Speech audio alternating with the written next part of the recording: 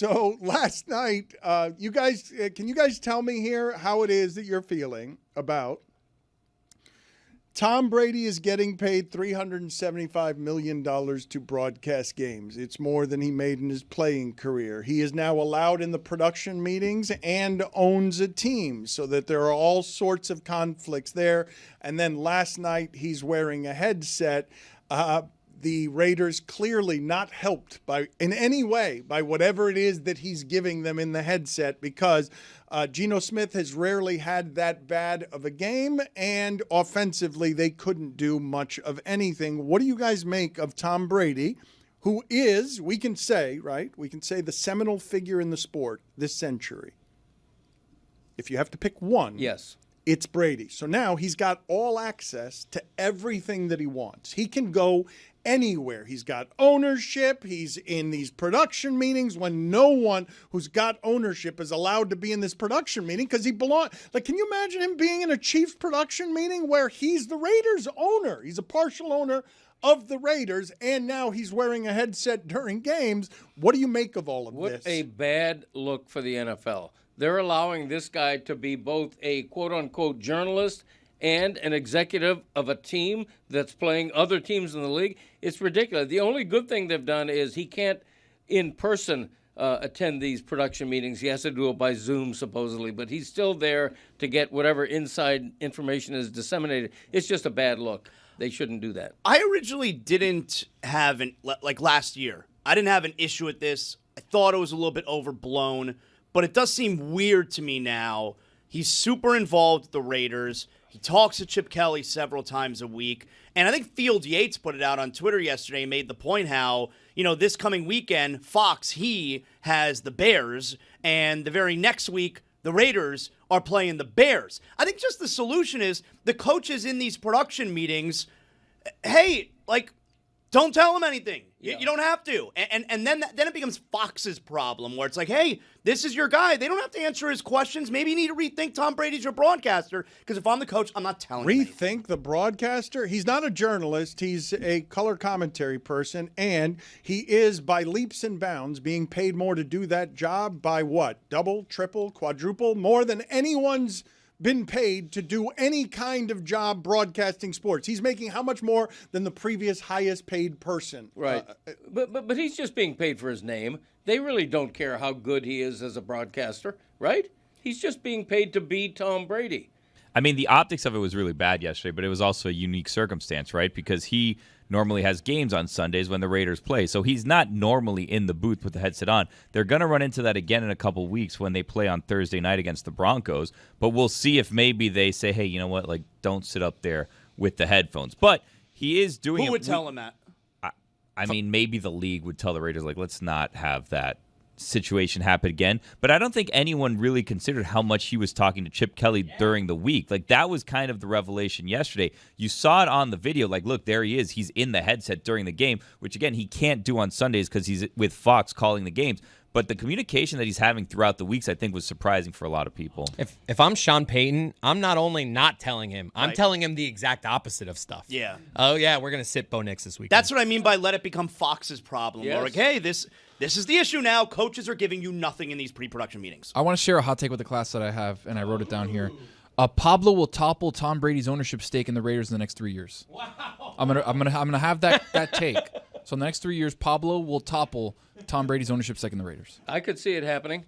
And Pablo doing it? Yes, or somebody doing it. If I were the other three AFC West teams, I would be lobbying the other owners to go to the commissioner and say, this is patently ridiculous. It's a bad look for the league. We can't have an owner of a team also being in the booth. It's just you need that separation of church and state. Can I just ask some devil's advocate questions? Because,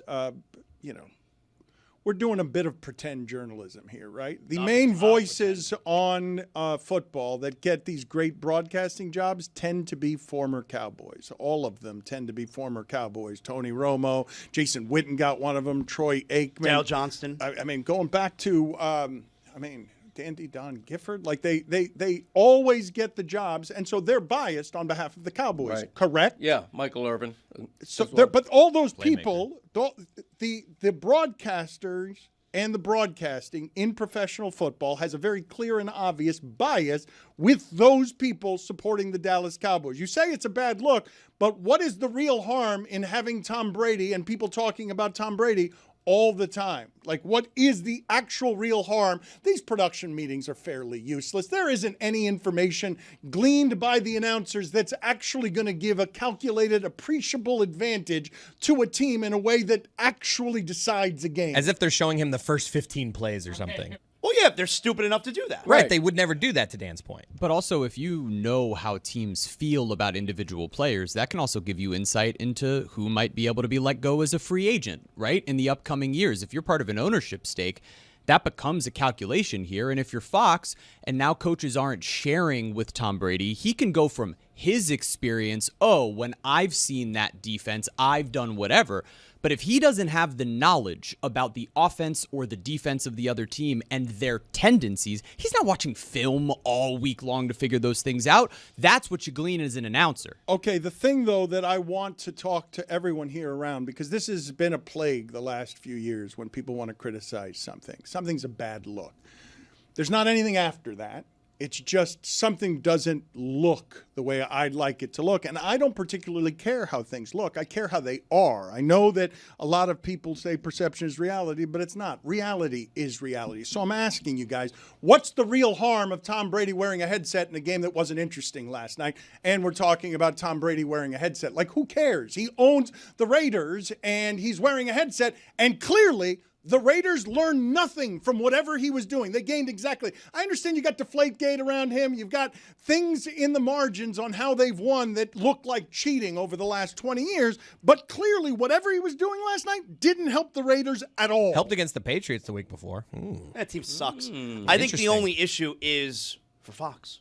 I think that's really the only issue, is that they're not getting the information for their broadcast that they would if someone else were on the game. That's true. Fox is doing something very smart right now. They got Barstool. They got Clay Travis. They don't care about how things look. Maybe they don't care. That's right. They don't care about how things look. What does Fox care about how things look? I know Jeremy's making a bad face. Don't say it's not a smart thing, Jeremy. You don't have to like the thing. They're zigging while everyone else is zagging. And I saw ESPN did this with Bussin' and the boys too.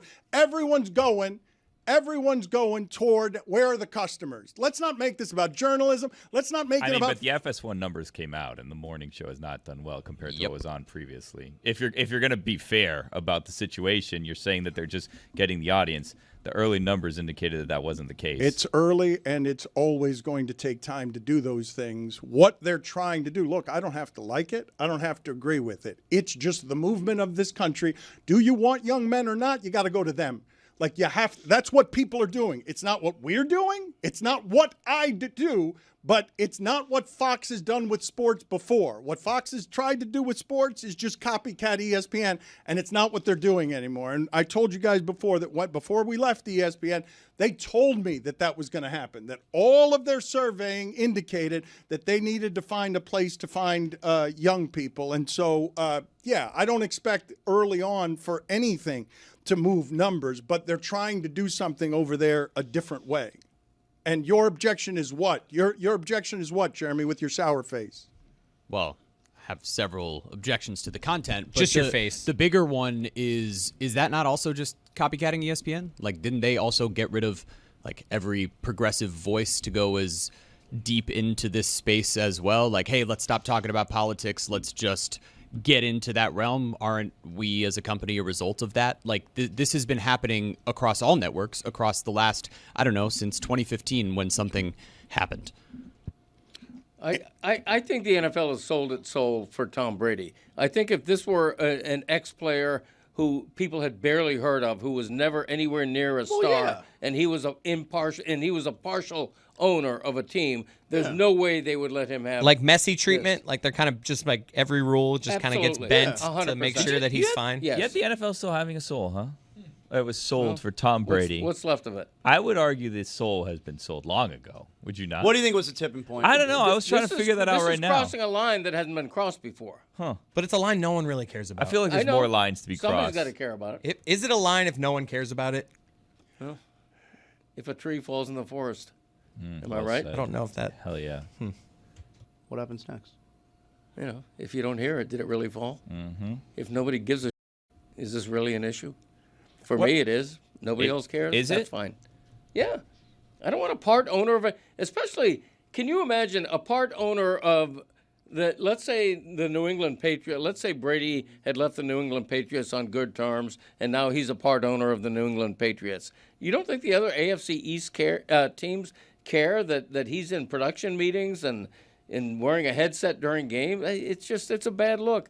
And people might not care about the optics. They should. It's like letting Brady sit at a press conference for the coach earlier in the week. Like, he's just saying, like, oh, we're going to work hard. Oh, yeah, that's a good team over there. Like, what? Like, nothing is really being shared in these meetings. It only hurts Fox because the other teams in that production meeting are not giving information because Brady is one of the ears listening. For example, if he weren't in that meeting, you might hear another team say, their offense is Brock Bowers. That's it.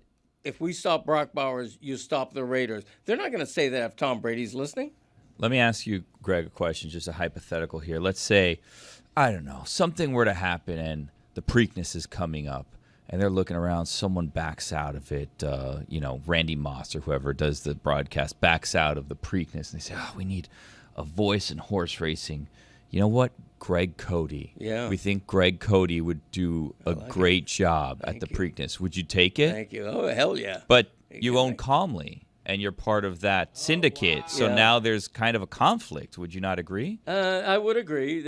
Calmly is being sold. So What? So pretty soon I Say won't. it ain't so. Yeah, Calmly is being sold, but I have another horse now named Isla Grande who's about to meet with Bill Mott, the famed trainer. Not Bill Mott. Yeah, the famed trainer in Ocala. Stop talking. You mentioned Hertz Fox, and you guys are just wrong. They've got football.